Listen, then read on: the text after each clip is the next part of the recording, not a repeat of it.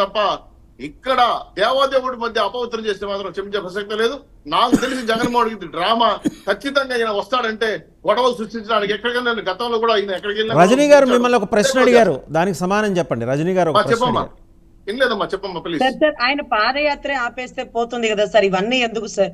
ఇక్కడ రాష్ట్రం వాళ్ళు ఎవరు తిరగబడరు సార్. పక్క రాష్ట్రాల నుంచి పక్క దేశాల నుంచి స్వామి మీద అపరిమితమైన ప్రేమ ఉండి ఆపడానికి రాదు, దాన్ని నిర్బంధించడానికి వచ్చేలాగా ఉన్నారు సార్. ఎందుకంటే బద్రీనాథ్, కేదార్నాథ్ వీటికి సంబంధించిన, ఢిల్లీకి సంబంధించిన వాళ్ళు చాలా మంది చాలా ప్రేమపూర్వకంగా ఉన్నవాళ్ళు సార్. అభిమానం పీక్ స్టేజ్ కి వెళ్ళిపోతుంది సార్. మనం వాళ్ళతో సరితూగలేము సార్, సరితూగలేము. అందుకనే పాదయాత్ర ఆపండి. ఎందుకు ఆపలేరు? అమరావతి యాత్ర వాళ్ళు ఆపితే కోర్టు నుంచి పర్మిషన్లు తెచ్చుకున్న తరుణాలు మీకు లేవా?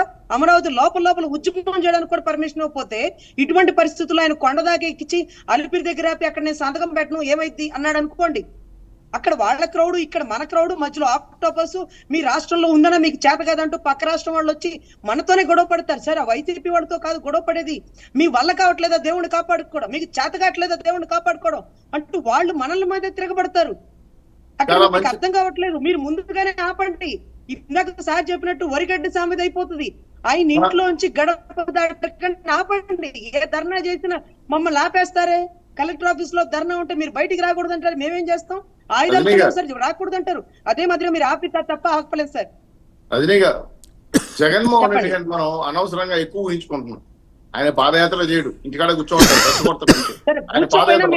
కూర్చోబెట్టండి సార్, ఆయన వస్తాడు, ఆయన తరఫున మనుషులు వస్తారు. వెంకటేశ్వర రెడ్డి గారు మాట్లాడతారు. పరిస్థితుల్లో గవర్నమెంట్ అనుమతి ఇచ్చే పరిస్థితి లేదు. అల్లర్లు కానీ విచారణలో వస్తే మాత్రం ఒకసారి పాదయాత్ర వెంకటేశ్వర రెడ్డి గారు మాట్లాడతారండి. శ్రీనివాస్ చౌదరి గారు ఒకసారి పాదయాత్ర వెంకటేశ్వర రెడ్డి గారు మాట్లాడతారు. సో చూసారు కదండి, మొత్తం జగన్మోహన్ రెడ్డి చుట్టూ రాజకీయాన్ని తను తిప్పుకునే ప్రయత్నం చేస్తున్నారు ఆయన. ఇప్పుడు ఆయన క్రైస్తవ సంప్రదాయాన్ని పాటించే వ్యక్తి, తప్పేం లేదు. డెమోక్రటిక్ కంట్రీలో ఉన్నాం, సెక్యులర్ కంట్రీ అంటుంటాం కాబట్టి పాటించమనండి. ఇప్పుడు అలిపిరి దగ్గర వచ్చి డిక్లరేషన్ ఇచ్చేసి గమ్మున వెళ్ళిపోతే ఎవరేమనరు, కానీ ఆయన డిక్లరేషన్ ఇవ్వకపోతే గొడవలు అవుతాయి. పైగా ఈ జిహాదీలు ఏంటి, ఈ క్రైస్తవ మిషనరీలు ఏంటి, ఇంతమందిని డిప్లాయ్ ఎవరు మొత్తానికి 100 కోట్లు ఇచ్చి మొత్తం ఇదంతా నడిపిస్తున్నట్ట. జార్జి సోరెస్ గ్యాంగ్ ఏమన్నా దీని వెనకాల ఉందా? ముందుగా 99 వీక్షకులకి, మీకు ప్యానెల్లో ఉన్న పెద్దలకి, రాష్ట్ర ప్రజలకి శుభోదయం. అసలు ఈ సమస్య మొదలైంది చంద్రబాబు నాయుడు గారు ఇచ్చిన స్టేట్మెంట్ తోటి. నెయ్యి బదులు ప్రసాదంలో బీఫ్ టాలో వాడుతున్నారు అనే పదంతో ఈ విషయం మొదలైంది. ఇంకొక విషయం ఏంటంటే, పెద్దల ప్యానెల్లో ఉన్న పెద్దలందరూ అధికార పార్టీ కూటమి ప్రతినిధులు కేంద్ర రాష్ట్ర ప్రభుత్వాలు ఆధీనంలో అధికారంలో పెట్టుకొని సక్రమంగా పరిపాలించాల్సిన బాధ్యతలు చేతిలో పెట్టుకొని, చట్టం వాళ్ళ చేతిలో పెట్టుకొని, అన్ని హక్కులు వాళ్ళ దగ్గర పెట్టుకొని మాట్లాడుతూ, ఇక్కడ విచిత్రం ఏంటంటే వాళ్ళు ప్రతిపక్షంలో ఉన్నట్టు ఆరోపణ చేస్తున్నారు. సమస్యలు ఏమన్నా ఉంటే ఎవరైనా ప్రశ్నిస్తే వాళ్ళకి సమాధానం చెప్పాల్సిన స్థానంలో ఉన్న కూటమి ప్రభుత్వ ప్రతినిధులందరూ చంద్రబాబు నాయుడు గారి దగ్గర నుంచి, పవన్ కళ్యాణ్ గారి దగ్గర నుంచి, బీజేపీ ప్రతినిధుల దగ్గర నుంచి అసలు సమాధానం చెప్పాల్సింది వాళ్ళు. ప్రజల యొక్క అనుమానాలకి బాధ్యతగా సమాధానం చెప్పాల్సింది వాళ్ళు ప్రశ్నిస్తున్నారు. ఇంకొక విషయం, ఇప్పుడు ఈ విషయం కేసు మూలాల్లోకి వెళ్తే అసలు ముందు ఇది ఎక్కడ బిగిన్ అయింది, దాని రూట్స్ ఏంటి? చంద్రబాబు నాయుడు గారు ఇచ్చిన స్టేట్మెంట్, ఆ స్టేట్మెంట్ కన్ఫైన్ అయ్యి ఏఆర్ అనే సంస్థ మీద ఆరోపణ చేసి దాన్ని రద్దు చేశారు.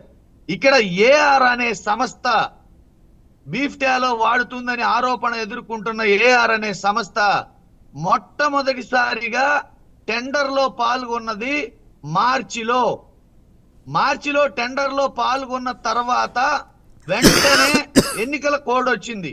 ఎన్నికల కోడ్లో ఎన్నికల కమిషన్ అధికారంలో ఉండగా మే నెలలో దానికి టెండర్ ఇచ్చారు.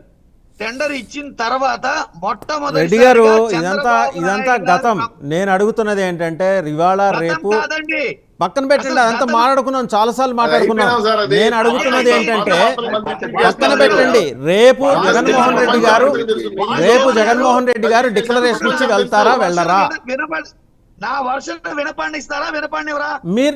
మీరు చెప్పండి, గతం వద్దు, వస్తాను, డైరెక్ట్ ప్రశ్నలోకి రండి. మీరు 40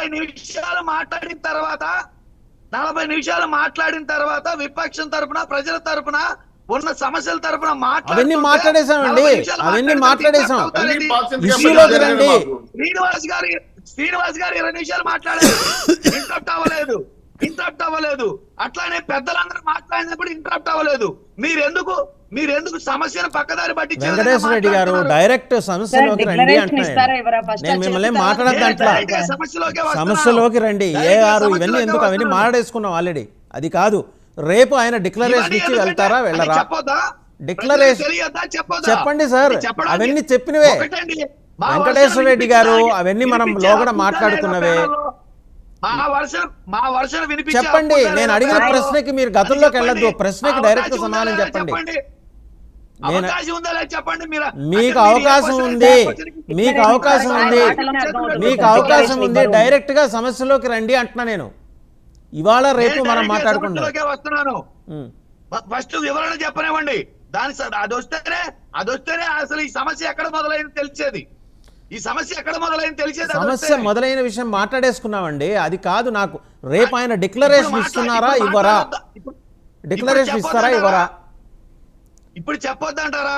మీరు అవన్నీ మాట్లాడేసుకున్నాం కదా, రిపీటెడ్ ఎందుకు? రేపు సమస్య పెద్దది ఉంది. అక్కడ జిహాదీలు ఉన్నారు అని చెప్పేసి, జిహాదీలు వచ్చారని చెప్పి ఒక ఆందోళనకరమైన వార్త వచ్చినప్పుడు దాని మీద మీరు రెస్పాండ్ అవ్వాలి కదా అంటున్నాను. అందులోనే విషయం దాగి ఉంది, అందులోనే నిజం దాగి ఉంది. అది తెలిస్తేనే ప్రజలకి నిజం దాగి ఉంది అన్న విషయం తెలుస్తుంది. 12వ తారీఖు రైట్ చౌదరి గారు ఆయన చెప్పనండి. చౌదరి గారు ఆయన చెప్పనండి. చౌదరి గారు ఆయన చెప్పనండి. చౌదరి గారు ఆయన చెప్పండి. చౌదరి గారు ఆయన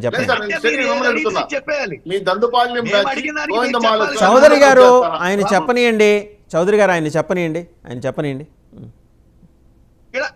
12వ తారీఖు మొట్టమొదటిసారిగా నెయ్యి ట్యాంకర్స్ వచ్చినాయి. ఏఆర్ అనే సంస్థ నెయ్యి ట్యాంకర్స్ వస్తే ఆ ట్యాంకర్స్ లో శ్యామలరావు గారు చెప్పినట్టుగా 4 ట్యాంకర్స్ లో నన్ను చెప్పనివ్వండి సార్. చౌదరి గారు సరే, మీరు క్విక్ గా అది కంక్లూడ్ చేసి సమస్యలోకి వచ్చేయండి. అది చెప్పండి, క్విక్ గా కంక్లూడ్ చేసి సమస్యలోకి వచ్చేయండి. ఇప్పుడు నా సమయంలోనే చెప్తానండి, నాకు ఎంత సమయం ఇచ్చారో చెప్తే. ఆయన సరే మీరు చెప్పండి. వెంకటేశ్వర రెడ్డి గారు మీరు చెప్పండి. లేదు మీరు చెప్పండి, కాంట్రవర్సీ ఎందుకు? మీరు చెప్పండి, మీరు చెప్పాలనుకుంటుంది మీరు చెప్పండి. చెప్పండి. జనవరి, ఫిబ్రవరి, మార్చి, ఏప్రిల్ వరకు చెప్పండి. జూన్ కూడా జనవరి నుంచి చెప్పండి. మొత్తం ఎన్ని ట్యాంకులు? బాలకోటే గారు ఆయన చెప్పనియండి. 12వ తారీఖు ట్యాంకర్లు వస్తే ఆ ట్యాంకర్లని వెనక్కి 4 కలవలేదు, ప్రసాదంలో ఎటువంటి అపచారం జరగలేదు. 4 ట్యాంకర్లు వెనక్కి పంపించాము, 6 ట్యాంకర్లు సక్రమంగా ఉన్నాయి మాత్రమే పంపించామని చెప్పి శ్యామలరావు గారు స్టేట్మెంట్ ఇచ్చారు. ఒక పక్క సుబ్రహ్మణ్య స్వామి గారు ఆయన సుప్రీంకోర్టు విచారణ జరగాలని చెప్పి పిటిషన్ వేశారు. అట్లానే ఒక పక్క బీజేపీ అధ్యక్షురాలు గత ప్రభుత్వం మీద కాదు, ఇప్పుడు ఏం జరిగిందనే దాని మీద వివరణ ఇవ్వాలి, ఇట్లా ఏ ఆధారాలు లేకుండా తిరుపతి వెంకటేశ్వర స్వామి మీద ఆరోపణలు చేయటం దుర్మార్గమైన చర్య అని చెప్పేసి బీజేపీ వాళ్ళు చెప్పారు. విశ్వ హిందూ పరిషత్ వాళ్ళని కల్పించుకోమని మేమే చెప్తున్నాము.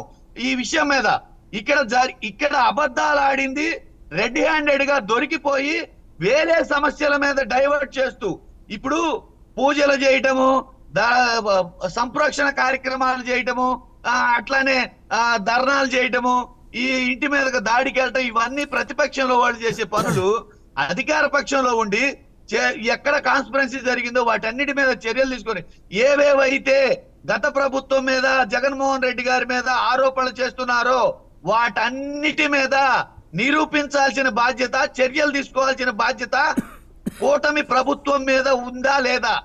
కూటమి ప్రభుత్వం మీద చర్యలు తీసుకోవాల్సిన వాళ్ళు 100 రోజులు ప్రభుత్వంలో ఉండి ఏ ఒక్క ఏ ఒక్కరిని ఐడెంటిఫై చేయకుండా, ఏ ఒక్క కారణం ఐడెంటిఫై చేయకుండా కేవలం మతాన్ని అడ్డం పెట్టుకొని, కేవలం దేవదేవుడు వెంకటేశ్వర స్వామిని అడ్డం పెట్టుకొని, దేవుడి యొక్క ప్రసాదాన్ని, ప్రతిష్టని దెబ్బతీసే విధంగా ప్రవర్తిస్తున్నది ఎవరు? డిప్యూటీ సీఎం గారు మాలేసుకొని సంప్రోక్షణ చేయడం ఏంటండి? చర్యలు తీసుకు ఆర్డర్ వేసి వాడెవడో నేరం చేసిన వాడిని లోపల ఏమైనా ఆర్డర్ చేయాల్సిన వాడు సంప్రోక్షణ చేస్తున్నాను, మాలేసుకున్నాను, పూజలు చేస్తున్నాను, దీనికి అధికారం ఇచ్చింది ప్రజలు. రైట్, ఇప్పటి వరకు మీరు చెప్పారు కదా, ఇప్పుడు నేను అడిగిన ప్రశ్నకి సమాధానం చెప్పండి. మీరు మొత్తం అక్కడి నుంచి ఇటు చెప్పారు, ఓకే, నో ఇష్యూ. రేపు ఆయన డిక్లరేషన్ ఇచ్చి కొండెక్కుతున్నారా లేదా? చూస్తారు కదా డిక్లరేషన్ ఇచ్చి కొండెక్కుతారా? చట్టంలో ఏముంది, డిక్లరేషన్ ఇవ్వాలా వద్దా అనేది తెలుస్తుంది కదా. రైట్, జరగబోయేదాన్ని రవికిరణ్ గారు, రవికిరణ్ గారు, ప్రభుత్వం గురించి ఇప్పుడు మాట్లాడొచ్చు.